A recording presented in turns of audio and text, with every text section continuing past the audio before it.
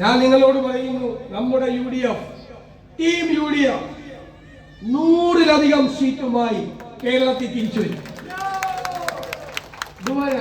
അപ്പോ എന്റെ ചോദ്യം, പൂഞ്ഞാറിൽ ഒരു UDF MLA ഉണ്ടാവും? ഇങ്ങനെ പറയാ പോരാ, ഉറപ്പ് പറയാം, എല്ലാവരോടും പറയാം. ആ ഉറപ്പ് ഏറ്റുവാങ്ങുന്നു.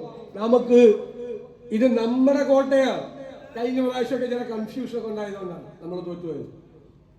ഈ പ്രാവശ്യം ഒരു കൺഫ്യൂഷനും ഇല്ല, ജനങ്ങൾക്കും കൺഫ്യൂഷൻ ഇല്ല, നമുക്കും ഒരു കൺഫ്യൂഷൻ ഇല്ല. ക്ലിയറാണ്, ഉറപ്പായി ജയിക്കും. ഞാനാണ് നിങ്ങളോട് പറയുന്നത്, ഇത് ജയിക്കേണ്ട സീറ്റാണ്. ആന്റെ മത്സരിച്ചപ്പോ എന്താ ഭൂരിപക്ഷം കൊടുത്തത്? ഭൂരിപക്ഷം കൊടുത്തല്ലോ, ആന്റെ വാലിനിക്ക് ഭൂരിപക്ഷം കൊടുത്തില്ലേ?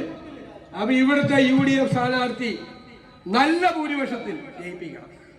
അതിന്റെ ചുമതല മുഴുവൻ ഞാൻ നിങ്ങളെ ഏൽപ്പിക്കാം.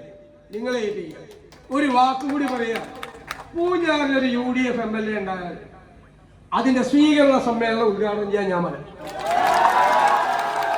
ഞാൻ ഇത് വേറെ എങ്ങും പറഞ്ഞിട്ടില്ല, ഇവിടെ പറയുന്നു.